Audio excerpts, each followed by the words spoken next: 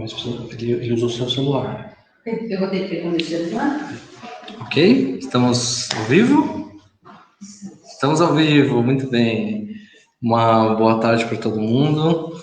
Estamos aqui hoje, um dia diferente aqui no Zilda, né? A gente veio para cá para abrir a palestra, porque hoje de manhã nós tivemos a entrega das sacolas que você colaborou com a gente. Foi um evento de muito sucesso. A gente queria começar já agradecendo pela participação de todos, pela colaboração, pela equipe que esteve aqui presente, para entregar as sacolas que fizeram parte da ação da nossa festa julina. Então, agradecendo a vocês, hoje até as 2h30 a gente entregou a sacola do Zilda, que foi o nosso arraial do Zilda na sacola. Então, a gente tinha várias guloseimas, bolo e outros doces. Então, nós aproveitamos, né, que foi uma ação cujo resultado financeiro vai ser justamente para a gente aplicar aqui na expansão da casa, né? Então, a gente agradece muito pela ajuda de todos, pela contribuição, pelo esforço, né, das pessoas que estiveram aqui presentes para também fazer todas as guloseimas, todos os doces, salgados, e a gente finaliza mais uma atividade do Zilda com muita satisfação, e isso é realmente sempre muito especial para todos nós. Por isso, nosso muito obrigado a todos vocês que nos apoiam sempre. Muito bem, como a gente sempre fala nas nossas transmissões, algo que a gente sempre considera muito importante, a gente lembrar que o Zilda Gama continua com as suas portas abertas, da maneira que for possível, né? Nós nos reinventamos em muitas coisas, estamos aqui trabalhando, estudando, ajudando, refletindo sempre, que é a tarefa da Casa Espírita. E nesse sentido também, o atendimento fraterno continua em atividade, continua existindo, basta que você entre em contato conosco, por uma mensagem no Face, com seu contato, e a gente vai realizar esse atendimento, além de doações que nós estamos recebendo, esporadicamente, né, porque não há espaço aqui ainda para isso, para o bazar, mas estamos recebendo contribuições, ajudas para a construção. O Centro Espírita Zilda Gama continua com suas portas virtuais abertas, e por isso nós também queremos lembrar a vocês que estamos aqui para qualquer necessidade. Ok? Enquanto vamos então iniciar, vamos aqui iniciar então, convidando a todos que estão aqui já presentes conosco, para fazermos a nossa prece inicial, pedindo a Deus, nosso Pai, que nos ajude mais uma vez, que nos proteja, que nos envolva na sua paz, na sua luz, que nesse dia festivo, alegre de trabalho, nesse trabalho nobre, direcionado para a nossa casa tão querida, que a nossa alegria possa ser abençoada pelo Senhor, que possa ser compartilhada com tantos amigos invisíveis que sentimos perto de nós, e que a nossa alegria possa se tornar pilares para a nossa casa espiritual, que aqui nos recebe hoje. Obrigado, Senhor, mais uma vez, por estarmos aqui, por termos caminhado até esse dia em que nos renovamos em que também nos renovamos. Pedimos que nos abençoe nessa tarde de estudo, de reflexão, de trabalho e de alegria. Que assim seja, graças a Deus.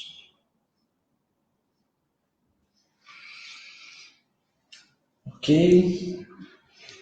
Então, nós vamos iniciar aqui a palestra. Estamos tendo uma questão técnica aqui, daqui do lado, né? Vamos já resolver.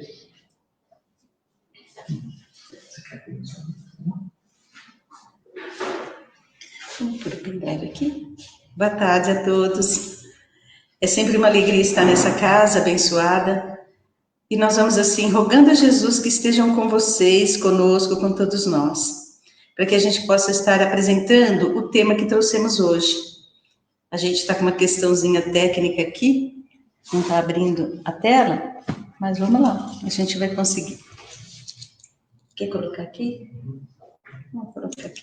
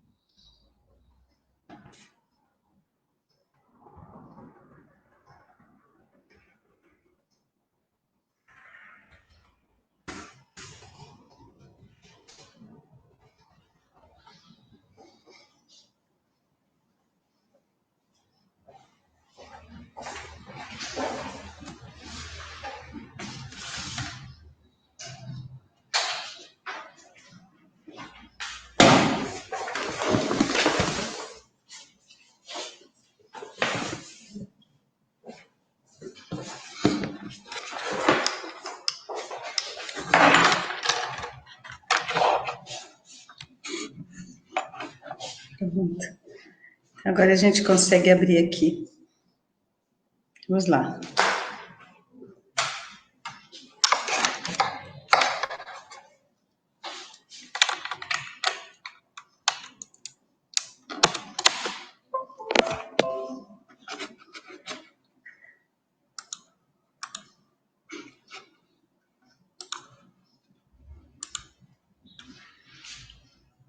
É isso?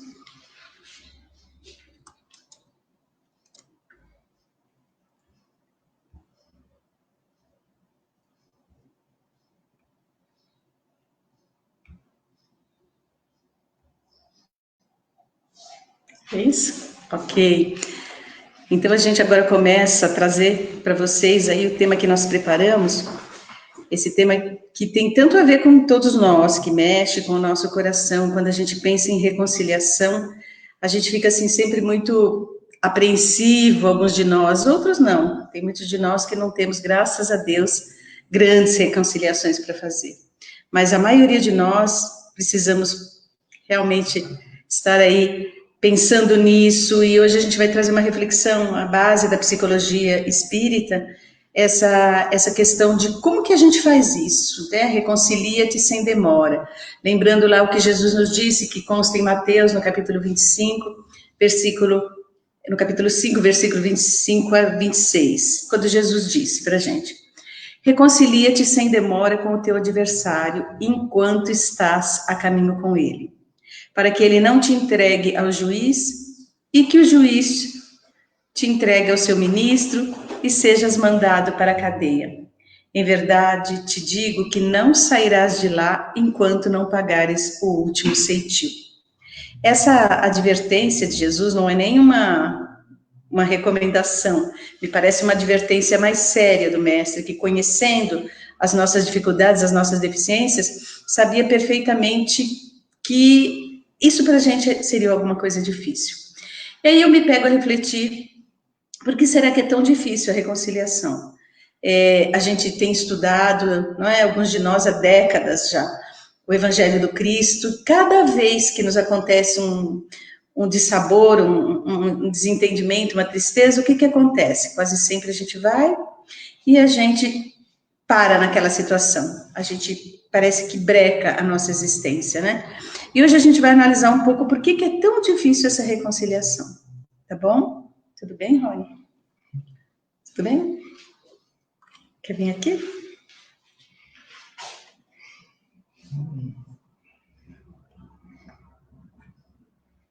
O PPT não está aparecendo. O PPT não está aparecendo.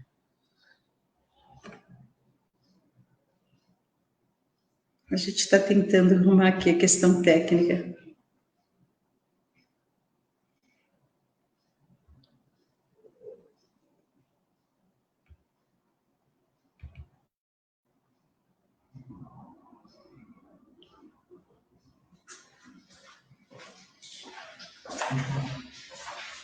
A gente começa de novo, tudo bem.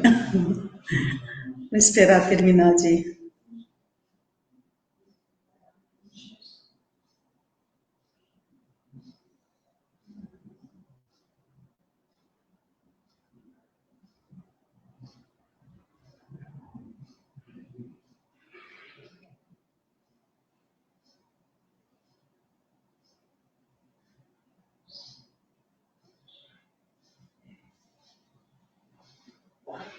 Pronto.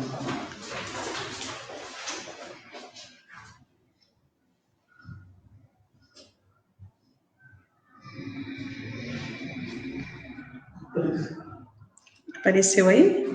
Para você apareceu, Fernando? Ok, então vamos lá desde o começo para a gente ler novamente. Vamos começar do começo.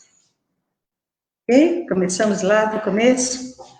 Apareceu no slide. A tela ali congelou. Tá ao vivo aqui. Tá? Então tá, vamos lá. Então a gente trouxe aí esse ensinamento do mestre, né, sobre a reconciliação, quando ele disse: reconcilia-te sem demora com o teu adversário enquanto estás a caminho com ele, para que ele não te entregue ao juiz e que o juiz te entregue ao seu ministro e sejas mandado para a cadeia. Em verdade te digo que não sairás de lá enquanto não pagares o último ceitil. E aí a gente estava começando a falar por que será que nós temos tanta dificuldade com isso, tá? Por que será que, de repente, mesmo conhecendo o Evangelho, por que será que, mesmo de posse de todo esse arsenal de conhecimento e de reflexão que a doutrina espírita traz para nós, por que será que a gente, às vezes, quando somos magoados, quando somos frustrados em alguma coisa que nós temos, assim, dentro de nós como verdade, alguém chega e nos confronta, alguma situação mais grave acontece, aí a gente fica assim, parece que para no tempo. Então é isso que nós vamos analisar à luz da psicologia espírita. E para pensar um pouco nisso, a primeira coisa que a gente tem que partir do pressuposto, para que nós nos tornemos legítimos elementos do auxílio aos sofredores desencarnados ou encarnados, e mesmo para que aconteça que a gente consiga auxiliar a nós mesmos, é imprescindível compreendermos a perversidade como loucura, a revolta como ignorância e o desespero como enfermidade. É difícil a gente ter essa clareza, a gente conseguir entender que, de repente, de verdade, a criatura, quando ela está agindo com perversidade, ela está agindo como louca. Quando a gente está, sim, muito revoltado, sempre nós estamos agindo com muita ignorância. E quando estamos desesperados, estamos enfermos da alma, tá? E aí hoje a gente vai analisar um pouco 2 capítulos desse livro lindo aqui, do André Luiz. Esse livro, No Mundo Maior, é um dos livros mais profundos, que eu entendo assim como um dos livros mais profundos da série O Mundo Espiritual, que é uma série de 13 livros da psicografia de Chico Xavier, e que o André Luiz é o autor espiritual. Nesse livro, No Mundo Maior, o André Luiz traz, no capítulo 4 e 5, quem quiser lá ir conferindo, tá? Ele traz 2 personagens em contenda, há 20 anos. Então, o Camilo e, né, o Pedro. O Camilo, o André Luiz e o Eusébio, que é o instrutor desse livro, ele vai lá auxiliar, né? Os dois vão lá auxiliar essa dupla em contenda, e aí, de repente, a narração da história é uma história bastante emocionante, mas, infelizmente, muito comum aqui no planeta. O Camilo era um jovem, né, um homem assim interessado em ajudar as pessoas e tinha um comércio de quinquilharias. E aí nesse comércio, de repente, ele entra em contato com uma criança pobre, chamado Pedro. Ele vai, ele começa a oferecer serviço para esse menino pobre, não é? Então ele se torna, o Camilo, ele se torna para o Pedro um tutor, né, como se fosse assim um pai por adoção e ao mesmo tempo um patrão. E o Pedro, esse jovenzinho, esse menino, começou lá, muito jovenzinho, no armazém de quinquilharias do Camilo, e vai trabalhando alguns anos, mas aí ele, no papel de meio filho, né? Um filho empregado, tá? E aí, um dia, logo que o Pedro, ele atinge a maioridade, ele decide pedir para o Camilo a indenização de todos os anos que ele havia trabalhado. Vamos pensar, ele trabalhou 10 anos, né? Naquele armazém, naquele comércio do Camilo. E aí, nesse dia que ele resolve, né, chegar por assim que ele faz 18 anos, ele resolve chegar para o Camilo e pedir a indenização daquilo que ele achava que era devido para ele. O Camilo fica muito indignado, fica muito chateado, magoado naquele momento e fala, não, eu não vou te pagar de jeito nenhum, eu tenho sido para você um pai. Imagina todo o trabalho que você me deu para que eu pudesse fazer com que você estudasse, que você se tornasse um homem, imagina, de jeito nenhum. Aí o Pedro vai ficando nervoso, vai ficando exacerbado com aquela situação e resumindo, o Camilo vai e fala para ele, não, eu de verdade eu não vou te pagar, mas, diz o Camilo, eu posso te propiciar, te possibilitar que você abra o seu comércio. Vou te auxiliar, você vai lá, abre o seu comércio, eu vou te apoiar, não é? E você abre o seu comércio sim, porque eu quero que você se desenvolva. E aí o Pedro, não, de jeito nenhum, eu quero receber a indenização de todos esses anos trabalhados. E aí a história vai ficando cada vez mais difícil, né? Palavras rudes são trocadas entre os dois, né? E aquela vibração de cólera inflamou demais, e aí inflamou, o André Luiz narra no livro, né? Palavras rudes trocadas entre vibrações de cólera inflamaram o cérebro do rapaz, que no auge da ira assassinou o Camilo, dominado de selvagem fúria. Nossa, a gente pega uma história como essa e a gente fica analisando, meu Deus, não é? Então, de repente, o Pedro, ele vai e ele assassina. É quase um parricídio. Ele vai e ele assassina aquele que para ele tinha sido um benfeitor, tá? E aí, lógico que essa história não acaba aí. O André Luiz narra, não é? Que, de repente, esse Camilo, que era um tutor, um patrão, quase um pai adotivo, ele se torna vítima no momento em que ele é assassinado. Mas, num segundo momento, ele se torna algoz, quando ele se torna um obsessor. E obsessor de quem? Do Pedro. Que assim que acontece o assassinato, o Pedro se dá conta, porque a gente viu aí que ele foi dominado no auge da fúria, né? Naquele momento de muita ira. Mas assim que ele percebe o que ele fez, ele se torna uma pessoa pacífica, né? Assim, ele se traveste daquela capa, né? De que ok, tá feito, não tem mais o que fazer, o que eu posso fazer agora? Ele vai lá, ele tira todas as possibilidades de reconhecerem quem é que foi o assassino, ele vai, ele fecha o comércio, isso aconteceu num dia à noite, ele fecha o comércio, sai daquele comércio pacificamente, como se nada tivesse acontecido, tira todas as possíveis provas, não é? E vai embora. Vai embora e volta no dia seguinte para trabalhar como se nada tivesse acontecido. Chegando lá, ele tenta forçar a porta, né, sabendo exatamente o que tinha acontecido, obviamente, porque estava lá dentro o corpo, né, do Camilo. E aí ele, para não, né, ter suspeita, ele chama a polícia para forçar a barra, né? E chegam lá, eles acreditam, os policiais, naquela época, com toda aquela... Isso aconteceu, vamos pensar, há 80 anos atrás, é uma história verídica, não é? E aí, de repente, é entendido que aquele homem tinha sido assassinado. Por quê? Porque alguém foi roubar. Porque o Pedro foi lá nos cofres, tirou todo o dinheiro e deixou, assim, vestígios de que tinha sido um assassinato depois de um latrocínio. Aí tá, passa o tempo, o Pedro de posse de todo aquele dinheiro, que naquela época não tinha banco, né, então o dinheiro era todo guardado num cofre ali, que ele, por ser um empregado de confiança, sabia onde estava aquele dinheiro todo. Ele pega aquele dinheiro todo, consola a viúva, faz todo o enterro e faz aquele teatro e vai embora. né, para outra cidade bem longe, apesar da viúva querer que ele continuasse mantendo aquele comércio, ele, não, eu vou embora, estou muito desesperado, muito magoado, muito triste. E vai embora, não é? E é lógico que a gente sabe que o crime vai embora com o criminoso, tá?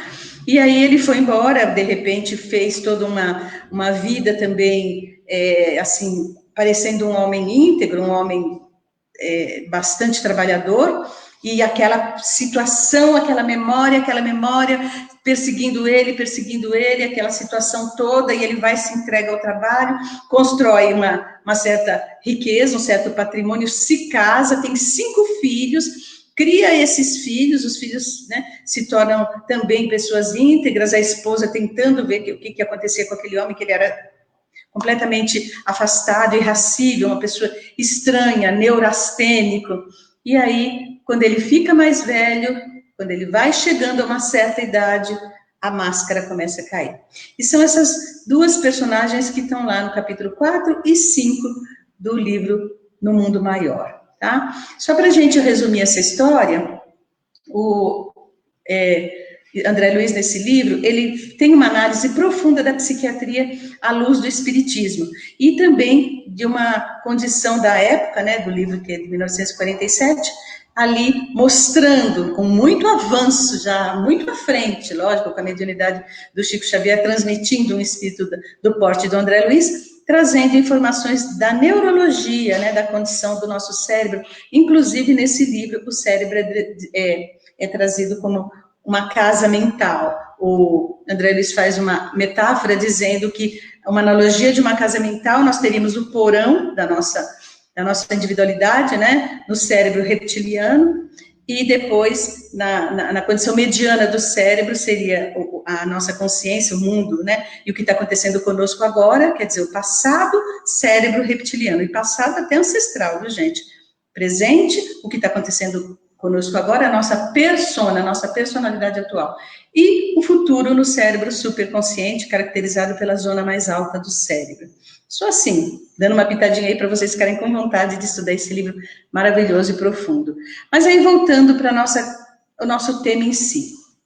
A gente precisa estar entendendo que situações como essas, é lógico que essa história do Camilo e o Pedro é uma situação bastante forte, não é?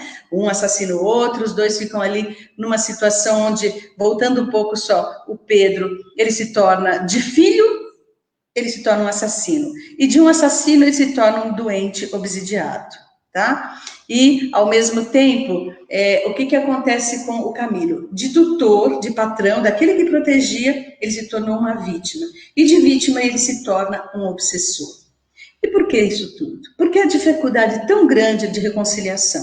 Lógico que é uma história forte, uma história dolorosa, mas, ao mesmo tempo, a gente pensa numa história dessa, que é Up, que é muito forte, né? E até uma história menor, onde 2 pessoas de repente se desentendem numa situação mais corriqueira do dia a dia, e que muitas vezes acontece uma mágoa tão grande, uma situação de ter uma dificuldade imensa para a reconciliação.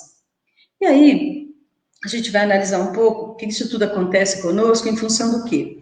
Dos registros que nós temos na memória, não é? De quanto esse registro de experiências traumáticas faz com que a gente tenha para nós uma situação quase que impossível da gente absorver, tá? E aí, no livro ainda, o André Luiz tem uma fala que ele diz o seguinte: a mente criminosa, ele explicando ali a situação do Camilo e do Pedro, né? Ele fala o seguinte: o Pedro está nessa situação tão assim, com abertura espiritual para a obsessão gravíssima que o Camilo exerce sobre ele, a ponto dele ter se tornado uma pessoa com uma condição mental mesmo, de transtorno mental. Ele passou a ser um doente mental grave, não é? À medida que o corpo foi ficando mais, começou no primeiro envelhecimento, por volta dos 50 anos, ele estava numa situação absurda, um trapo humano. E aí ele analisa, né, o André Luiz, ele diz: a mente criminosa, assediada pela presença invariável da vítima, a perturbada e a memória, passou a fixar-se na região intermediária do cérebro. Então ele não conseguia nem lembrar do passado e nem ir para uma condição de ter esperança no futuro. não é? Por quê? Porque a dor do remorso não lhe permitia fácil acesso à esfera superior do organismo, perispirítico, onde os princípios mais nobres do ser erguem o santuário de manifestações da consciência divina. Então, assim, quase sempre, quando a gente acontece assim, ou da gente ser traumatizado, alguma coisa nos acontece que magoa muito a nossa alma, ou alguma coisa acontece que nós magoamos alguém profundamente, esse registro de experiências traumáticas, ele vai para onde? Ele vai para a nossa condição, o nosso cérebro, ele absorve isso como uma agressão muito grande e registra, não é? Vamos pensar, foi lá para a memória do notebook. Tá? E aí, pensando um pouco, a gente falando assim, mas a gente não é um espírito? Muita gente acha assim que é uma coisa mágica, né? Que nós somos um espírito e tudo é espiritual. Não. Esse arcabouço físico que nós estamos aqui travestido dele, né? Eu sempre falo, né? Como se fosse uma vestimenta, mas a gente está mais coladinho. Porque molécula a molécula, o nosso corpo espiritual, que é a manifestação do nosso espírito, está justaposto à nossa condição física. E aí, o nosso cérebro é o quê? É o real aparelho dos mais complexos, né? Em que o nosso eu reflete a vida. Através desse cérebro, a gente sente os fenômenos exteriores, segundo a nossa capacidade receptiva, que é determinada pelo quê? Pelas nossas experiências, tá? E esse cérebro, o cérebro não é o mesmo para todas as pessoas, né? Varia de criatura em criatura em virtude das multiplicidades de posições na escala evolutiva. Então, quanto mais nós somos uma pessoa com maior condição evolutiva, mais nós usamos esse arcabouço cerebral, esse conjunto de neurônios, né? Nós usamos de uma forma mais razoável, mais saudável. Não é? Quanto menos evolução, quanto mais imaturidade espiritual, mais usamos esse cérebro de forma negativa, fixando-se em zonas que não são tão saudáveis, não são tão de vanguarda. Ficamos lá na retaguarda da evolução, tá? Isso significando o quê? Quanto mais evoluído, mais o nosso cérebro ele é usado para ser um aparelho de quê? De reflexão, de ponderação, tá? Onde a gente fica nas condições mais altas da nossa individualidade. Quanto menos evoluída, mais a gente está na zona do quê? Dos instintos, da ira, da raiva, das emoções mais primitivas. Vamos analisar um pouquinho melhor, tá? De repente, esse cérebro, essa coisa linda que a gente tem, o André Luiz diz lá no livro Evolução em Dois Mundos, né? Que é uma conquista incrível da criatura humana. A gente vem evoluindo no decorrer de milênios e milênios de evolução e a gente vai adquirindo essa capacidade de usar esse arcabouço cerebral, não é? Com todo o sistema dele, né, as divisões todas, né, que a gente traz aqui muito rapidamente para a gente poder entender, né, até tá aí em forma de coloridinho para a gente poder entender, vocês só imaginam, né? Essa zona nossa, né, que é a zona do pré-frontal, essa zona é a zona mais importante, tá? Nós ficamos usando aqui a partir de um certo momento da nossa evolução, não só quando a gente veio para a condição de ser humano, que nós adquirimos o pensamento contínuo, depois de muita evolução, não é? Lá da zona animal, a gente vem e adquire o pensamento contínuo, mas essa região aqui, do pré-frontal, é uma região que quanto mais evoluirmos, mais nós vamos nos fixar nessa região, tá? Que tem o controle voluntário dos movimentos, tem as emoções, tem a cognição, pensamento, planejamento, raciocínio, memória, comportamento, tudo aqui, ó, tá? E a região da fala. Aqui na zona parietal, aqui mais atrás, a gente tem as diversas percepções com relação à leitura, a impressão, né, a recepção das impressões, das imagens, né, as impressões sensitivas, quer dizer, tato, pressão, temperatura, orientação temporal, espaço-temporal. Então, está tudo aqui nessa região parietal. Aqui, na região das têmporas, né, desse lado aqui. Vamos pensar aqui num corte, não é? Aqui profundamente. Tem lá o quê? Tem o comportamento, não é? Mas assim, a nível de percepção, de audição, de música, nessa região, tá? A memória auditiva, gustativa, olfativa, a compreensão, cálculo, tá nessa região. E aqui no occipital, que é essa zona mais baixa do cérebro, já partindo lá para o tronco cerebral, tá? Essa região é responsável pela visão, tanto é que uma pancada forte aqui turva a visão, e de repente até a pessoa pode perder a visão, se tiver um traumatismo crânioencefálico que atinja essa região, tá? E a percepção de formas, contornos e cores. Ó, só um parêntese, quando a pessoa ingere bebida alcoólica, encharca que região? Occipital. E aí a pessoa perde a capacidade de visão, ela começa a ver as coisas de uma visão mais turva, e também a condição de deambulação. Então, a pessoa andar, ela perdeu o equilíbrio, porque aqui essa região está encharcada. Aí a gente pensa assim, nossa, que coisa incrível, não é? Tudo isso, tá? Para a gente poder compreender como que essas emoções que nós temos, elas afetam e elas se fixam, porque elas vêm e diretamente sendo registradas pela nossa condição física, cerebral, e fixa mesmo, tá? E aí vamos lá conceituando um pouquinho rápido, né? O que é emoção? Quando a gente fala, puxa vida, então o Camilo e o Pedro, de repente, se feriram e aquilo fixou na memória dos dois de uma forma contundente.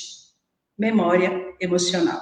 Agora tem estudado, né? A neurociência está estudando muito com relação à memória emocional. Mas antes de falar de memória emocional, vamos falar um pouco de emoção. O que é emoção? Essa coisa que parece que é tão grande, e é muito grande mesmo, só para vocês verem, né? Então, o que é emoção? Conceituando em 4 itens. Emoção são as nossas sensações subjetivas, né? Elas acontecem em resposta do quê? De um fator estimulante, alguma coisa me estimula e gera em mim uma emoção, tá? Ou um ódio, uma sensação de amor, de felicidade, de tristeza, de medo, ansiedade, nojo, essas emoções primitivas, né, primárias da nossa personalidade, tá? As emoções também podem ser entendidas como um estado afetivo, de introspecção, sempre modulado, por quê? Pelos atos interpretativos. Então, eu vou lá, eu vejo alguma coisa acontecer e eu dou uma interpretação para aquilo. Ou a mesma situação para uma pessoa, a mesma situação para outra pessoa, elas são situações diferentes, interpretadas emocionalmente por essas duas pessoas de um modo diferente. Vamos lá. Aconteceu lá, chegou alguém gritando. Olha, nossa, o que está acontecendo? Uma pessoa se assusta a ponto de quase sair correndo. Outra pessoa olha e fala, ué, o que está acontecendo com você? Você está bem? Você está gritando? Tá? Então, o mesmo fenômeno, ele é modulado pela interpretação das duas pessoas. Por quê? Porque o estado afetivo modula as nossas percepções e a nossa emoção, ela se desencadeia, tá? Então, as emoções também podem ser entendidas como um conjunto de alterações fisiológicas internas, tá? Então, assim, isso modula e faz com que eu tenha, de alguma forma, uma percepção do ambiente de um jeito ou de outro, né? E o meu organismo reage de forma variada, tá? Gerando o quê? Comportamentos, interações, forma como eu me relaciono, de acordo com o quê? Com o que eu tenho aqui dentro de mim, dentro da minha alma, tá? Só aí a gente tendo uma noção. Por exemplo, como é que eu me expresso emocionalmente? Todas as pessoas se expressam somaticamente, expressam a emoção da mesma forma, tá? A manifestação, então, a expressão emocional é uma manifestação do nosso sistema motor, quando de repente a gente se emociona, por exemplo, não é? Vamos lá. Então, todos nós temos a mesma expressão, não é? Quando a gente se assusta. Levei um susto, uma expressão facial de susto. Quando a gente se enternece, alguma coisa nos causa ternura, um sentimento assim de carinho, então a gente vai lá e olha aquilo com tanto assim, com carinho, a nossa expressão facial é outra, não é? Quando você tem um susto, quando você tem uma ternura, de repente quando você tem lá uma sensação de expectação, então você quer que ou está esperando alguma coisa acontecer, você arregala os olhos, né? Então a expressão facial é algo que é uma expressão emocional. As lágrimas são uma expressão emocional, a vocalização, quer dizer, o tom de voz, é só a gente ver a mamãe, né? A mamãe, quando vai brigar com a criança, ela imposta a voz, né? O que você está fazendo, né? Às vezes tem umas que gritam, não é? E quando vai falar com o bebê, todo mundo que vai falar com o bebê internece a voz. Ai, e aí, como é que você está? Né? Então, modulação de voz também regido pelas nossas emoções. Arrepio no corpo, enrubescimento, ficou vermelhinho, ou teve uma palidez, dependendo do susto, ou que viu alguma coisa diferente, fica, não é? Tá com vergonha, fica pálido, ou fica vermelhinho, não é? Riso. Então, muitas vezes a gente sorri, não de forma só motivada, né? Lógico que uma emoção de alegria provoca na gente, muitas vezes, uma gargalhada, um riso muito espontâneo. E outras vezes, muita gente que fica nervosa começa a rir descontroladamente e é um riso imotivado. Produto do quê? De uma emoção. E tem muitas outras emoções que não dá para a gente ficar aqui analisando, mas assim, fuga, ataque, né? Alguma coisa me ameaça, eu vou fugir, ou eu vou atacar naturalmente, com um processo de preservação, até ligado muito ao instinto de preservação, tá? E assim, só para a gente ir imaginando, vamos pegar o Pedro e o Camilo. Como será que era a emoção daquelas duas pessoas? Não é? Naquele momento que teve aquela contenda a ponto de ter gerado um assassinato, tá?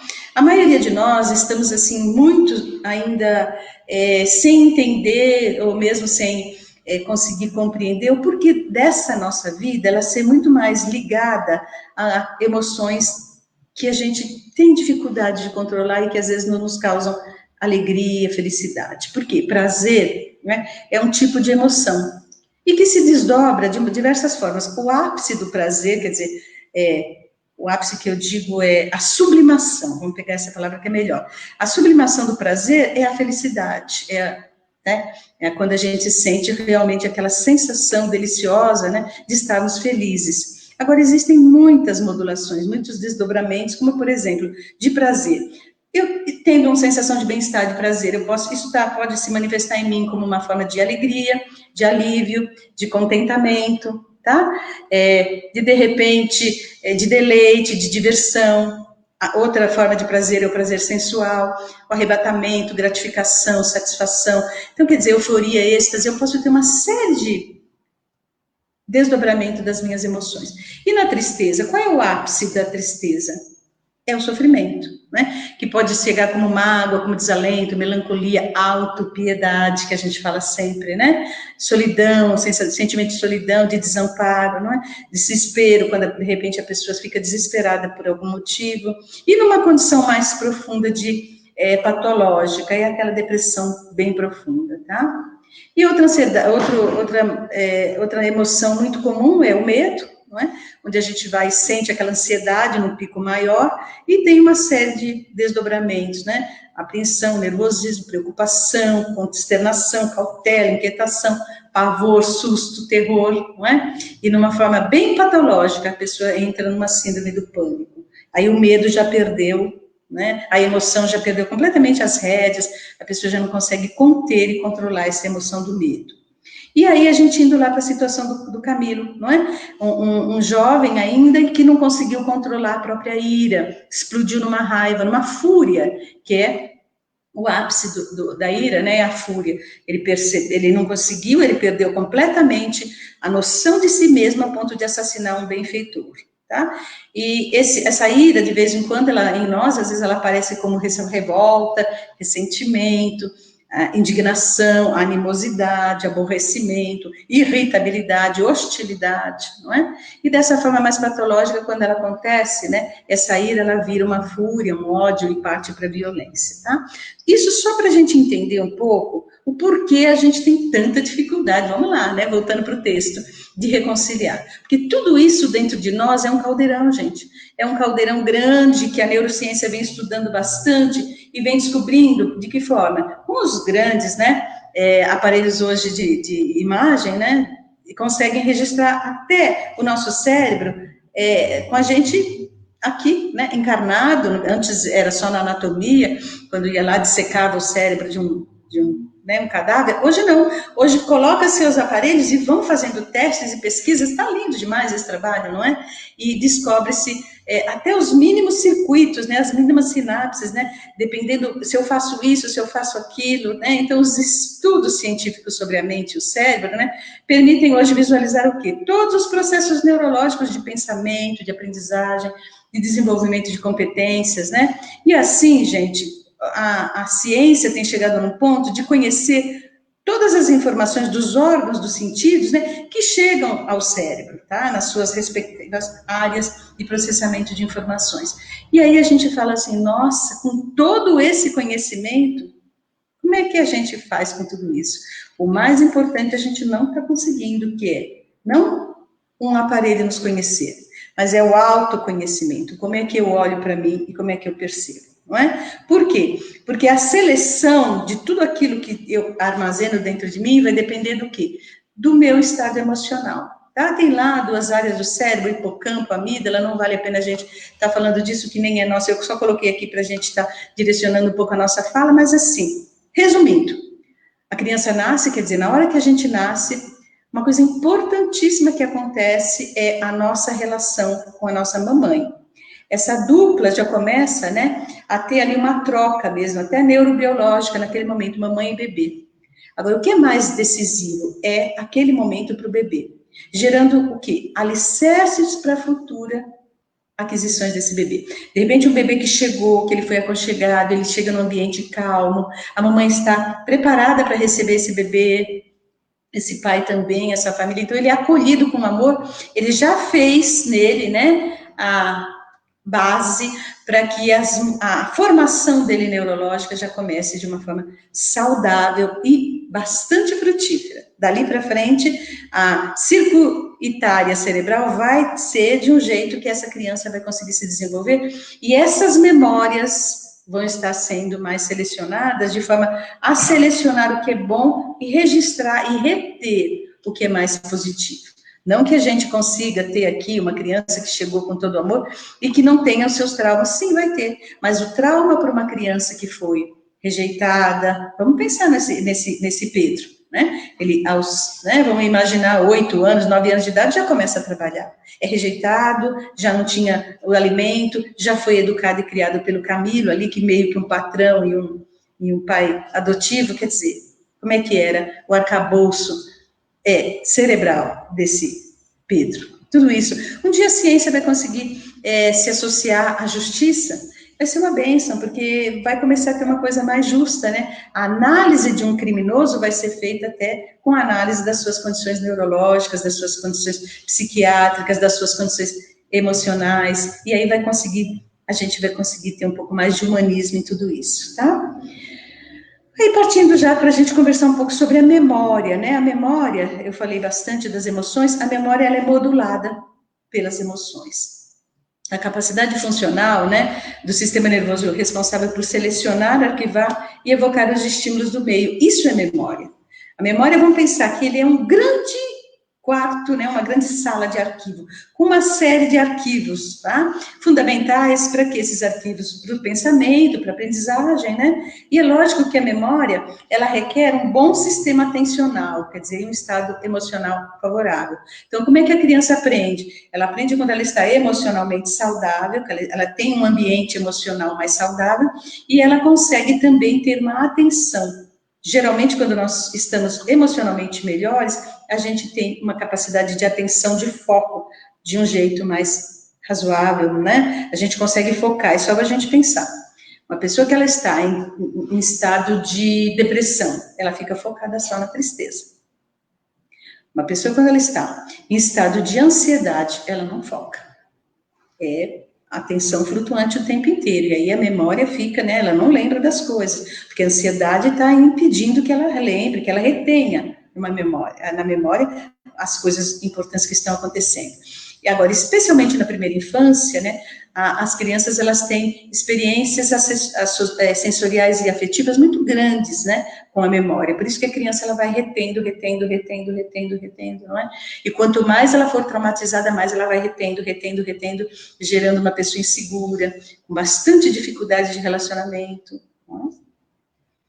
E aí, gente, aqui eu só coloquei a imagem para que a gente veja essa parte do cérebro, essa que está em azulzinho, a amígdala, vamos pensar, é uma região do cérebro que faz essa retenção dessa capacidade de memória emocional, tá? É nessa glândulazinha lá no meio do cérebro, perto dessa regiãozinha maiorzinha, rosa mais claro, que chama sistema límbico, né? Ali tem o sistema límbico, quer dizer, condutor, né, das nossas emoções. Vamos pensar assim. Então, essa capacidade nossa de armazenar, né, as nossas emoções, ela sempre está ali num contexto emocional, modulado pela emoção. Vamos pensar e parar num exemplo. Por exemplo, eu recebo uma notícia de morte. Alguém chega e fala assim, olha, Nancy, uma pessoa importante da sua vida terminou de desencarnar. Nossa, isso vai fazer com que a minha memória consiga reter, né, a amígdala vai lá e retém isso, né, de uma forma contundente, né, fica gravada. Dali a um tempo, quando alguém me perguntar quando é que aconteceu isso, eu vou lembrar, isso foi forte. Eu vou lembrar muitas vezes até o que aconteceu ali naquele momento, e aqueles dias, aquele enterro, aquela situação toda, vai ficar muito dolorosa. Dependendo da minha maturidade emocional, eu posso remoer aquilo durante meses, gerar uma depressão e ficar naquele estado todo, não é? E sempre, quando aquilo não foi emocionalmente digerido, quando aquilo não foi, de alguma forma, assimilado pelo meu organismo, todas as vezes que eu me lembrar desse fato, eu vou ter as mesmas emoções. Choro, tristeza, desânimo, desmotivação, não é? Aquele impacto daquele momento, ele é trazido para depois, mais adiante na minha vivência. E aí a gente imagina que a memória ela é assim, ela consegue reter o que é mesmo importante, vivências importantes, tanto positivas quanto negativas. E muitas vezes alguém chegar para você e falar assim, ué, qual era a cor da blusa da moça que era a caixa do supermercado, que você foi agora de manhã e fez, né, uma compra ali no supermercado? Você lembra da blusa dela? Você vai olhar e falar, não. Porque de repente esse acontecimento ali não foi significante, a não ser que essa moça de repente ela vai e ela tem alguma questão com ela ali naquele momento, ou é uma moça que vai lá, está trabalhando, de repente ela, vamos imaginar uma situação, ela tem uma convulsão, ou ela de repente um desmaio, ou ela está grávida e você percebe que ela está muito incomodada, trabalhando, suando, aí você olha ali, aquilo te emocionou. Aquela criaturinha, aquela moça que está trabalhando, de alguma forma, lidou com suas emoções, mexeu com as suas emoções. Aí você vai lembrar, tá? Então dá para a gente entender bem agora o que é memória emocional. E com tudo isso, eu volto para a pergunta, né? Por que será que é tão difícil a prática da reconciliação? Não é? Diante de todo esse arsenal que somos nós, dessa memória, dessas emoções todas permeando e modulando as nossas emoções, aí a gente para pensar, nossa, realmente, reconciliação é algo que precisa ser meta da nossa vida. Nós cristãos que compreendemos o Evangelho do Cristo, a gente que conhece, não é? Essa delícia que é quando a gente está leve, quando a gente reconcilia, vamos parar para pensar, por que será que é tão difícil essa prática? Se tiver muito difícil, se você estiver vivendo uma situação que está bastante difícil, existiu alguma coisa que realmente te tirou do sério, te magoou bastante, você não consegue perdoar essa situação. Vamos parar para pensar. Quando a gente se sente assim, incapaz, existem ferramentas maravilhosas para que a gente consiga reconciliar. Uma delas é a psicoterapia, né? Conversar com alguém, um profissional, buscar um profissional para te ajudar. Outra delas, não é? Que muita gente não compreende bem, mas que é uma grande ferramenta de reconciliação de almas, é a constelação familiar. A constelação familiar é uma ferramenta terapêutica, quando realizada por um bom profissional, porque infelizmente tem muita coisa acontecendo aí que a gente respeita, mas que a gente não concorda, mas que de repente, assim, um bom profissional que estudou mesmo, que conseguiu compreender e consegue manejar essa ferramenta, é uma ferramenta de reconciliação. Tá? Eu trabalho com constelação familiar, e quanta gente eu já vi ali reconciliar profundamente com aquela ferramenta, tá? Outra coisa importante também, quando de repente a gente tem lá uma dificuldade, não tá bem, tem muita mágoa, muita falta de perdão, buscar uma assistência espiritual, de graça, na casa espírita. As casas espíritas oferecem isso com todo carinho, tá? Então vem para a casa espírita, conversa no atendimento fraterno, passa por um tratamento espiritual, uma assistência espiritual, toma o seu passe, ouve o Evangelho do Cristo, vai refletindo a respeito da sua vida, até que isso vá melhorando dentro de você, para que não seja necessário uma intervenção mais direta dos benfeitores espirituais, porque elas acontecem, não é? E bênção, quando elas acontecem, quando a gente ainda está a caminho. Reconciliai-vos sem demora com o seu adversário, para que ele não te entregue ao juiz, e o juiz não te entregue ao seu ministro, e que você não te aconteça coisa pior, né? Enquanto estás a caminho. Enquanto a gente está aqui reencarnado, o ideal é a gente realmente buscar essa bênção da reconciliação. Porque aqui, no caso do Camilo, vamos voltar para o Camilo e para o Pedro, não é? Não deu. Os dois terminaram desencarnando, tá? E aí, o que aconteceu? Foi muito necessário, não é? Que eles fossem levados. Não, o Pedro, desculpa, deixa eu fazer uma correção. O Pedro não desencarnou. Quem tinha desencarnado era o Camilo, né? Foi assassinado. O Pedro estava encarnado, quase morto já, na condição espiritual dele, física e emocional, aos bagaço, né? Aos trapos. E aí, os benfeitores espirituais, por intervenção de um neto do Pedro, foram lá auxiliar.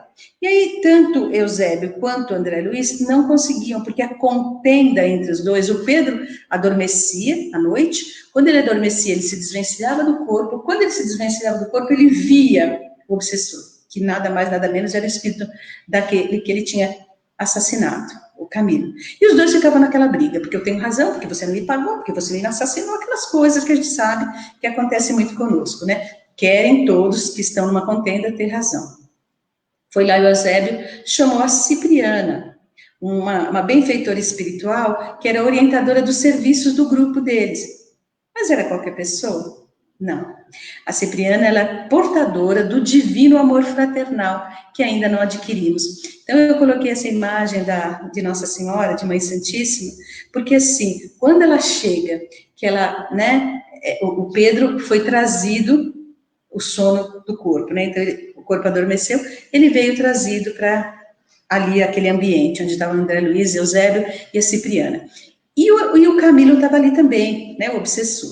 Quando os dois viram esse ser, né, a Cipriana, quando eles viram, né, que os raios divinos, né, fluíam dos mananciais dela, invisível, né, então ela foi entrando em prece, que ela viu aquelas duas criaturas ali naquela contenda, naquela briga emocional, naquela vibração um com o outro terrível, né, ela entrou em oração, né, e aí raios invisíveis começaram a envolvê-la e transfigurar ela toda. A organização perispiritual dela ficou assim como uma luz, não é?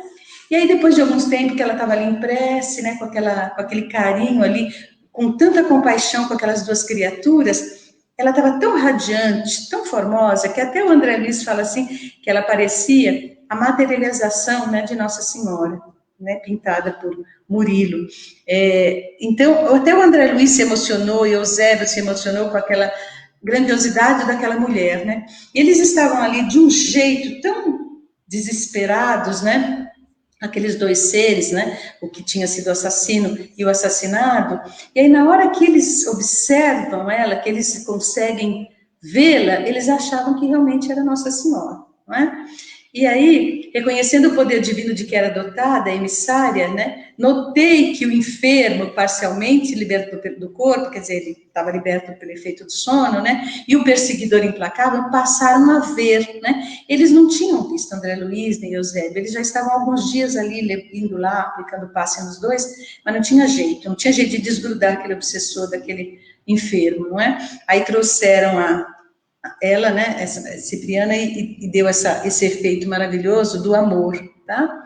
E aí, o que ela fez? Ela foi lá e ela tocou de leve a região visual dos dois, né? Foi lá, aplicou um passe no olhinho de um, no olhinho do outro, e os dois passaram a vê-la, porque, a princípio, ele tinha visto, né? Eles tinham visto Eusébio e André Luiz, espíritos de uma condição mais mediana.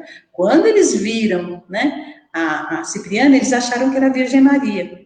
E aí o criminoso, quando viu, né, ele vai lá e ele chora desesperadamente, né, e ele fala para ela, eu não tenho o direito de estar vendo a senhora. Eu não mereço de jeito nenhum a sua visita. Ele chora, chora, chora, desesperado, arrependido, né? E o André Luiz narra que era uma imensa dor, que ele chorava e expressava uma imensa emoção de dor, de sofrimento, né? De tristeza, de arrependimento, uma angústia danada. E aí ela vai com toda a humildade, ele achando que ela era Nossa Senhora, ela fala, não, Pedro, eu sou só a sua irmã na eternidade. Ele, quando ele vê que ela se dirige para ele, ela vai, ele fala o que estava angustiando na memória emocional dele, né? Matei um homem. Ele vai, ele exclama, ele fala daquele jeito tão contundente, tão desesperado, né? Todas as vezes que nós estamos com uma culpa muito grande, a gente fica desesperado para contar para alguém que nos ouça e que possa nos compreender. E o triste é que muitos de nós, quando a gente chega nesse estado de culpa muito grande, a gente se fecha numa depressão, não conta para ninguém, com medo de quê? De julgamento. Não é? Quantas vezes a gente tem um medo danado que as pessoas possam nos julgar? Então a gente não conta, a gente guarda aquilo e aquilo fica remoendo no nosso coração. E aquilo vai fazendo estrago, né? Vai fazendo estrago no corpo, é uma série de sintomas, não é? Doenças somáticas, enxaquecas e tudo que a gente já sabe, não é? E aí ele foi lá e ele vomitou, quer dizer, ele falou, desabafou, naquela catarse, né? Matei um homem, exclamou, não é? E aí ela vai, a coisa linda, isso daqui é muito emocionante, vale a pena ler esse livro, viu, gente? Ela vai, afaga o cabelo dele com muito carinho, ela fala assim, sei disso, né? E é muito lindo esse diálogo, que a gente não vai trazer aqui todo, não é? Mas que de repente ela, né, ela começa, ela foca, ele fala aqui o André Luiz, né? A emissária, que parecia não se dar conta de nossa presença, avançou, né, para o verdugo, foi lá, pegou o Pedro assim meio que carregando ele, né, com todo carinho, né? E ela foi lá perto do obsessor, que tinha sido o assassinado, né, o Camilo. E aí, qual é a postura do assassinado, gente? Por isso que a gente tem que tomar cuidado quando a gente fica tomando partido. Não, essa é vítima, esse é o algoz, não, esse matou, essa é a coitada, ou esse é o coitado, essa, né? Essa que fez uma coisa horrorosa com ele. E assim, a gente fica tomando partido, e olha só, o perseguidor aguardou-a ereto e altivo, revelando-se insensível, porque ela já tinha falado bastante coisa para os dois, falado, nossa, o que vocês fizeram com vocês? Que judiação, por que vocês ficam nessa contenda? Vocês estão perdendo décadas da existência. E ela falou de evangelho, foi um diálogo de luz. O Pedro murchou, se arrependeu, pediu perdão e ficou ali angustiado para que o Camilo pudesse perdoá-lo. O perseguidor, insensível, né? O André Luiz e o Eusébio, os dois mentores ali, já estavam chorando com toda a emoção do que ela tinha dito, né? Porque a gente sempre pega para a gente muitas coisas do Evangelho. E aí ela, longe de se intimidar com a postura altiva dele, né? Ela aproximou-se do que tinha sido assassinado, que se tornou obsessor, toca ele também com carinho, e ela fala o seguinte, que fazes tu, Camilo, cerrado à comiseração? Que fazemos nós quando a gente cerra o nosso coração ao perdão, à compaixão, à reconciliação? O que a gente está fazendo com a gente quando a gente faz isso? Essa é uma pergunta que também cala aqui no nosso coração, a gente fala assim, nossa, todas as vezes que alguém nos fere, que alguém nos magoa, o que a gente está fazendo com a gente quando a gente decide não perdoar? Ah, não leva o desaforo para casa. De jeito nenhum. O que essa pessoa fez, e aí a gente começa de novo, remói. Parece que a gente está queimando no caldeirão da bruxa. Fica o tempo inteiro remoendo a mágoa, e aquilo cozinhando lá dentro de nós. Desculpa aí. A serviço de quê? Tá?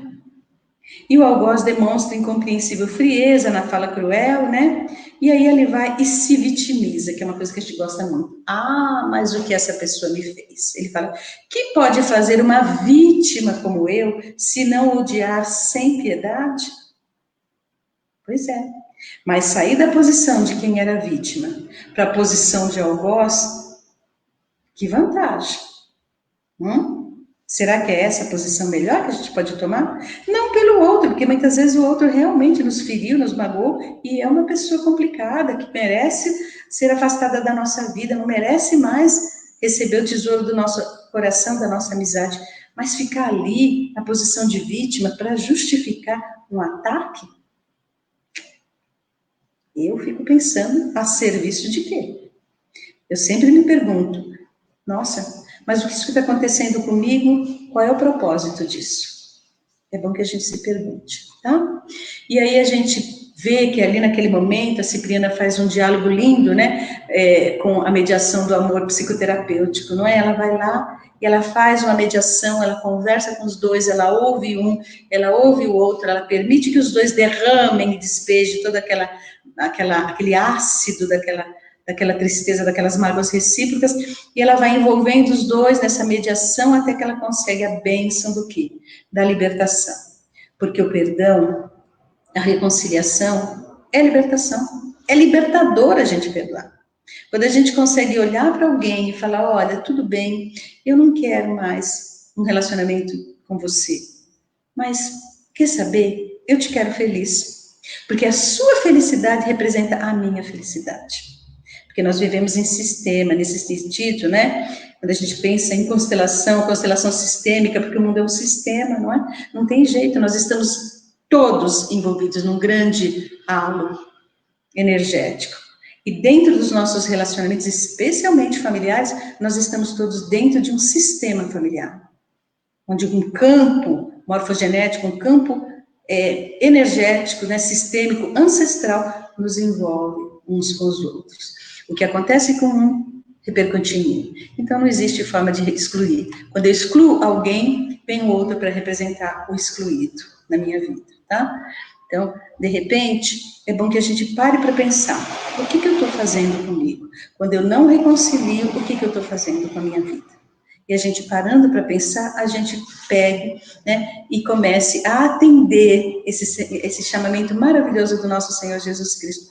Vinde a mim. Vinde a mim, os que estáis cansados e sobrecarregados, e eu os aliviarei. Que Deus assim nos ampare, que Deus nos abençoe. Muita paz. Muito obrigada.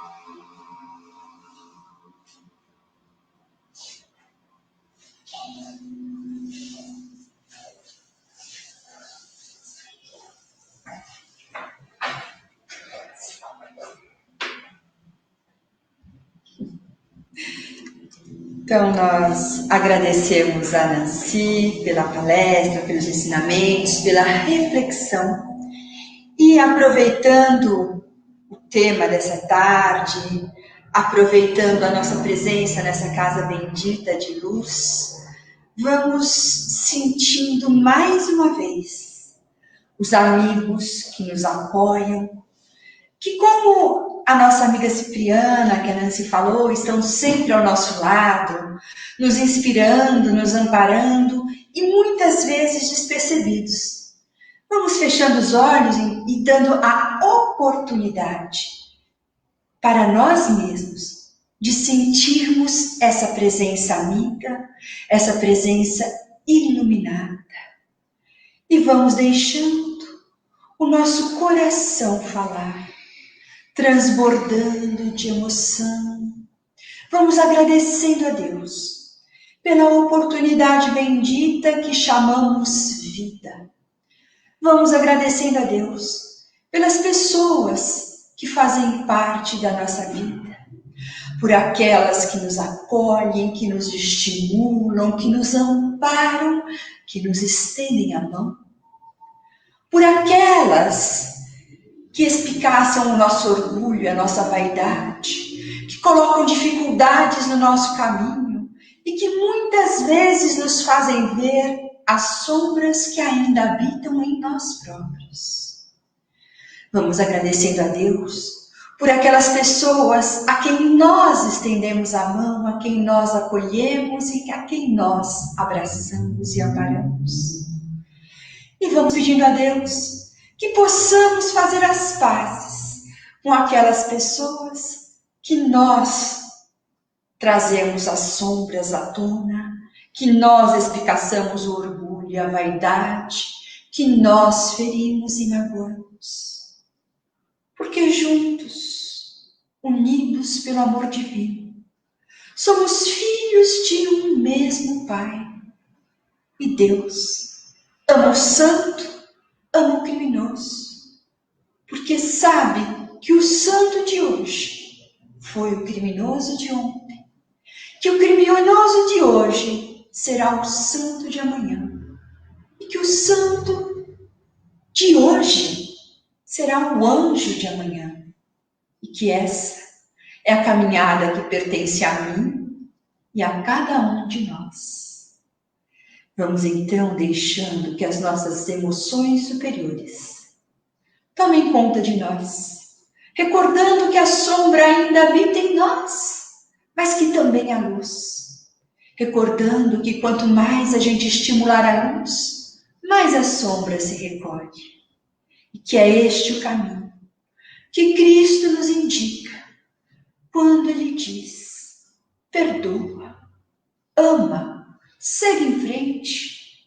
Se alguém te demanda a capa, dá também a túnica. Se alguém te demanda que ande com ele 1000 passos, anda 2000.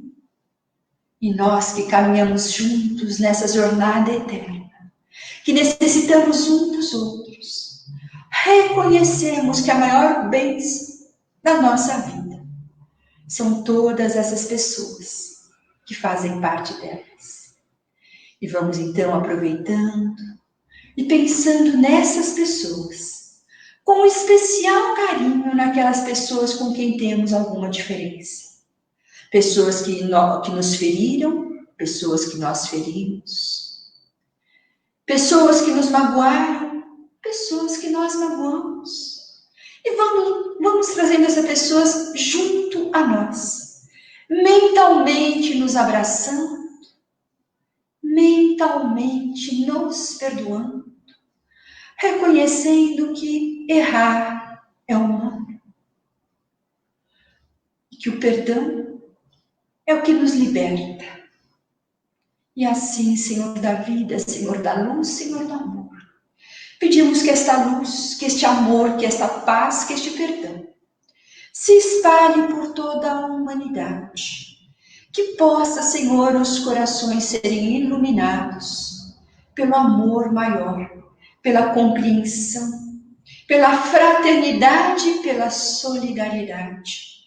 Que possamos reconhecer que só há uma forma de superarmos a situação tão difícil que se nos apresenta nos dias de hoje.